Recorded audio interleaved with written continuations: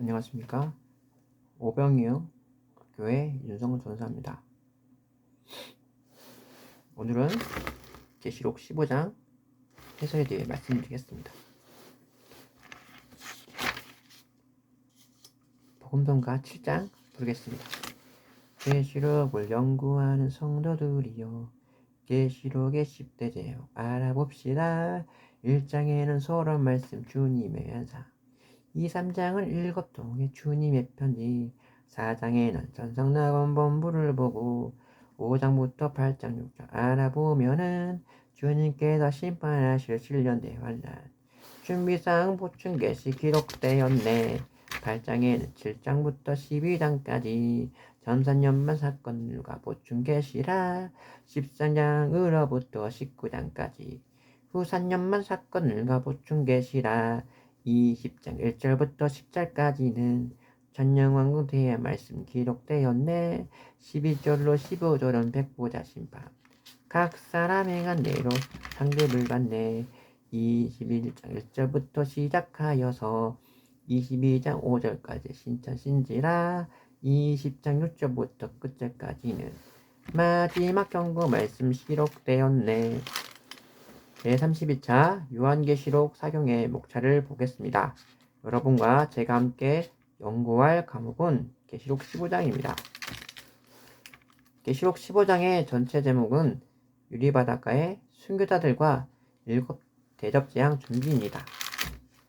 먼저 1절 4절의 유리바닷가의 순교자들입니다. 1절 말씀입니다. 시작. 또 하늘에 크고 이상한 다른 이적을 보매 7 천사가 7 재앙을 가졌으니 곧 마지막 재앙이라. 하나님 진노가 이것을 마치도다. 전체 해설입니다. 14장 해설을 통해서 알게 된 바와 같이 순교자들의 수가 충만해진 다음에 7 재앙으로 온 세상을 심판하실 하나님의 계획을 보여주면서 7 대접재앙을 마지막 재앙이라고 설명해주는 말씀입니다. 다시 말해서 짐승의 표를 받고 짐승이 우상에게 경배하는 자들에게 하나님의 진노가 준비되었다는 걸 예고하는 말씀입니다. 크고 이상한 다른 이적을 보았다는 것은 사도 요한이 이상하게 여기지는 큰 이상을 보았다는 것입니다.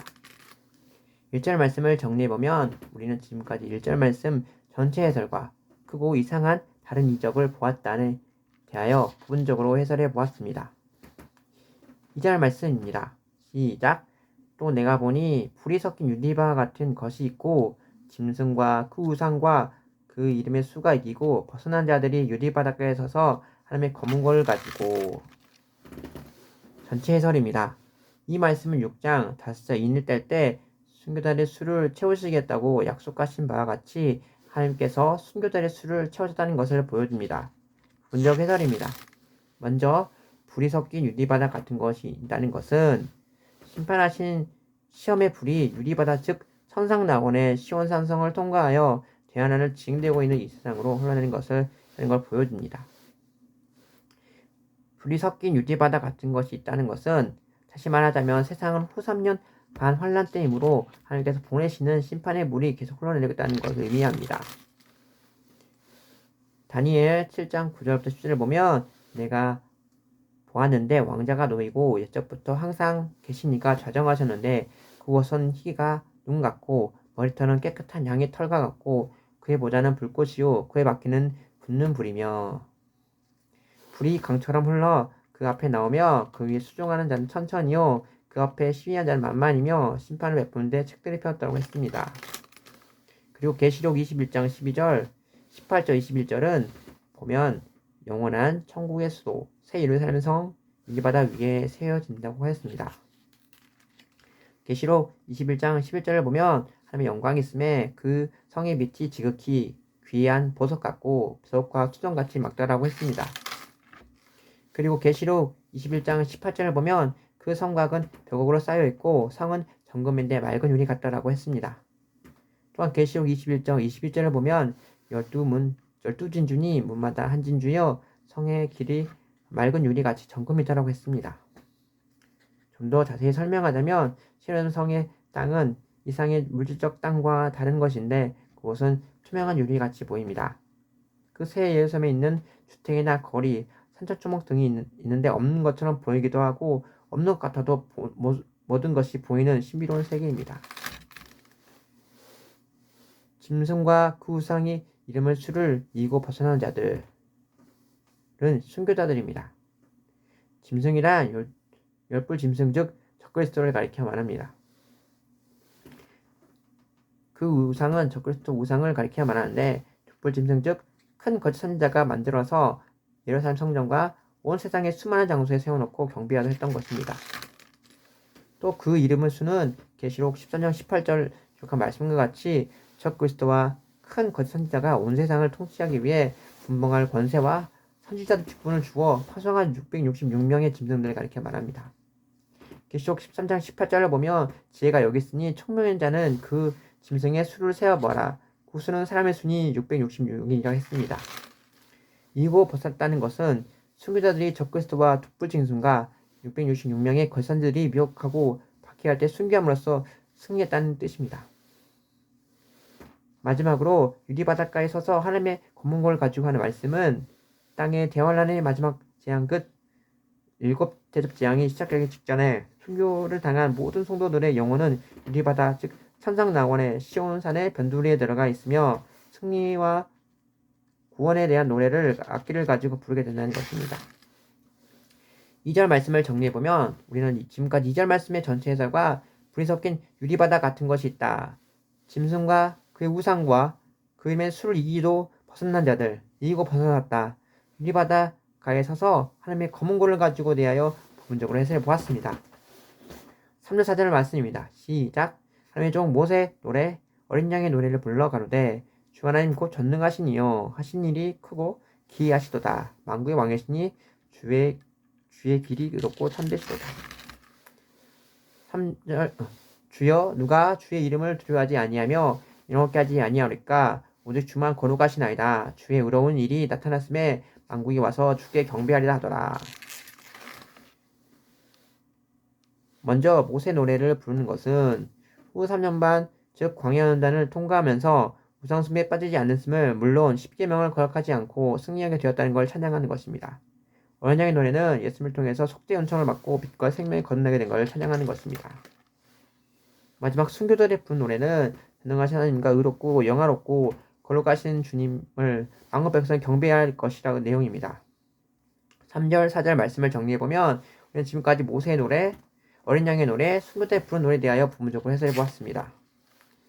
우리는 지금까지 1절부터 4절까지 유리바다 순교자에 대하여 살펴봤습니다. 마지막 5절부터 8절까지는 7 대장의 준비입니다. 5절 말씀입니다. 시작. 이후에 내가 보니 하늘의 증거 장막이 열리며 7 재앙을 가진 7 천사가 성전으로부터 나와 맑고 빛난 새 옷을 입고 가슴에 금띠를 띠고 먼저 이유라는 것은 앞에 계시받은 후라는 뜻입니다. 장막 선정은 천하왕국 시대가 끝날 때까지 선전나관에 있게 됩니다. 계시록 21장 20에 나온 바와 같이 영원한 신천지에는 장막 선전이 필요하지 않습니다. 계시록 21장 22절을 보면 성 안에 성전을 내가 보지 못하였으니 이는 주 하나님 곧 전능하신 이와 어린 양이 그 선전하심이라고 했습니다. 이것은 가나안 땅의 솔로몬 왕이 예루살렘 성전을 만들기까지 모세가 만든 성막, 장막선이 있던 것과 같은 이치입니다. 이와 같은 천상낙원의 장막 성전이 열리면서 7 재앙을 가지고 7 천사가 맑고 빛난 세마포 옷을 입고 가슴에 띠를 띠고 나타나는 것입니다. 띠를 보면 세마포는 성도들만 입는 것이 아니라 천사들도 입었다고 했는데 이것은 높은 천국에서 생활하고 있는 천사들은 밝은 세마포 옷을 입고 있으며 천국에서 생활하는 천사들 덜 밝은 세마포 옷을 입고 이를 보여주는 것입니다. 마지막 금띠는 권세를 의미하는데 7 대재앙을 쫓게 되는 천사들은 큰 권세를 가진 천사들임을 가르쳐줍니다. 보충 설명은 계시록 1장 3절을 보면 촛대 사이에 인자 같은 이가 발에 끌린 옷도 있고 가슴에 금띠를 띠고 했습니다. 5장 6절 말씀을 정리해보면 우리는 지금까지 이후에 장막 성전, 마포, 금띠에 대해 부분적으로 해설해 보았습니다. 7절 8절 마지막 말씀입니다. 시작. 내 생물 중에 하나가 셋에 계신 하나님의 진노를 가득히 담은 금대접 일곱을 그 일곱 천사에 주니 하나님의 영광과 능력을 인하여 성전을 연기에 차게 되매 일곱 천사의 일곱 재앙이 마치기까지 성전에 능히 들어갈 수가 없더라. 부분적 해설입니다. 먼저 내 생물은 계시록 6장 1절 8절 기록된과 같이 하나님과 어린 양이 하시는 일을 보필하는 임무를 수행하며 하나님의 비서역과 역할을 합니다. 내 생물은 그러므로 대접 7개를 일곱 선에 주면서 일곱 재앙을 금 대접에 담아 후 3년 반 환란의 후반기에 쏟을 수 있도록 준비해 준 것입니다. 성전에 연기가 가득 참여라는 것은 후 3년 환란 때 적그리스도의 박해를 받는 성도들의 기도가 하나님 앞에 상달되는 뜻인데 특히 순교자의 기도가 대한 응답으로 일곱 대접 재앙의 말씀입니다. 마지막으로 일곱 천사와 일곱 재앙이 마치기까지는 성도의 능히 들어갈 수 없다는 것은 일곱 재앙이 대환란의 마지막 재앙인데 휴고되거나 순교하지 못하고 대환란을 통과해야 될 성도들은 일곱 재앙을 겪는 중에 마지막 연단을 받고 완전히 정결케 되어 성전 즉 성전에 들어갈 수 있는 말씀입니다. 7절 8절 말씀을 정리해보면 우리 지금까지 내 생물 성전의 연계에 가서 참여됨에 일곱 천사의 일곱 재앙이 마치기까지는 성전에 능히 들어갈 자 없다라고 대하여 부분적으로 해설해보았습니다. 15절 말씀을 총 정리해보면 우리는 지금까지 유리바닷가 순교자 재앙을 준비에 대하여 살펴보았습니다.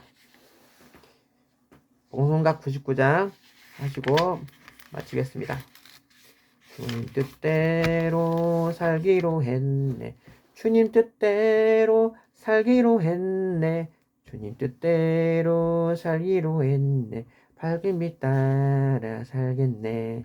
이 세상 사람 날 몰라줘도 이 세상 사람 날 몰라줘도 이 세상 사람 날 몰라줘도 밝은 빛 따라 살겠네. 세상을 사랑 않기로 했네. 세상을 사랑 않기로 했네.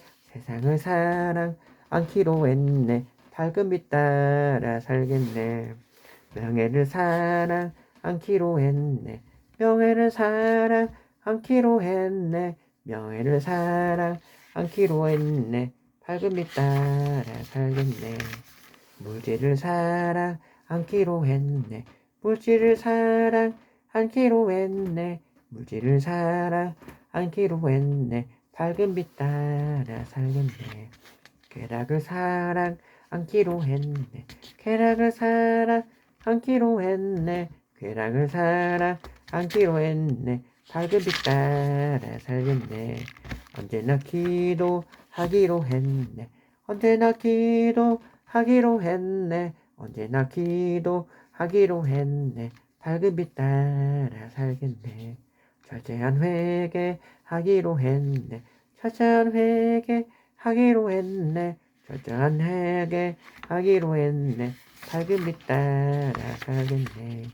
열심히 전도하기로 했네. 열심히 전도하기로 했네. 열심히 전도하기로 했네. 밝은 빛 따라 살겠네. 원수만 사랑하기로 했네. 원수도 사랑하기로 했네. 원수도 사랑하기로 했네. 밝은 빛 따라 살겠네. 주님만 위해 살기로 했네. 주님만 위해 살기로 했네. 주님만 위해 살기로 했네. 밝은 빛 따라 살겠네. 주님만 위해 죽기로 했네. 주님만 위해 죽기로 했네. 주님만 위해 죽기로 했네. 밝은 따라 살겠네. 감사합니다.